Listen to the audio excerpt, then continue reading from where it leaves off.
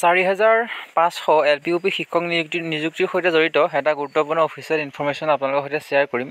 সকলোৱে লাইক বটনটো চুই দিব। নতুনকৈ আহিছে যদি আমাৰ চেনেলটো ছাবস্ক্ৰাইব কৰি থ'ব। কাষতে থকা ছাবস্ক্ৰাইব বটনটো চুই অফিচিয়েল আনঅফিচিয়েল সকলো ধৰণৰ ইনফৰমেশ্যন আপোনালোকৰ মোবাইলত প্ৰথমতে প্ৰভাইড হ'ব। আমাৰ ভিডিঅ' চাব পাৰিব যদিহে আপুনি বিচাৰে। দেখিবলৈ পাইছে government of Assam director of elementary education Assam Kahilipara Guwahati 19 date দিয়া আছে 3 মাৰ্চ অৰ্থাৎ আজি এইখন নটিচ ইছ্যু কৰিছে।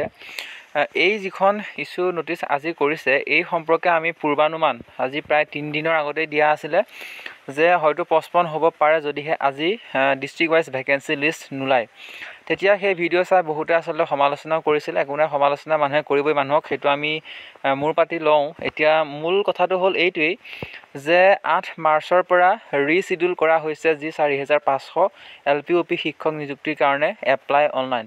যিসকলে চিটেট পাছ কৰি বা আগত চিটেট পাছ কৰি থৈছে, যিয়ে নেকি এপ্লাই কৰিবলৈ এক্সাইটেড হৈ আছে, তেওঁলোকৰ কাৰণে আকৌ পুনৰ 5 দিন আচলতে বেক কৰি দিছে বুলি ক'ব পাৰি চৰকাৰে তেওঁলোকক এপ্লাই কৰিবৰ কাৰণে।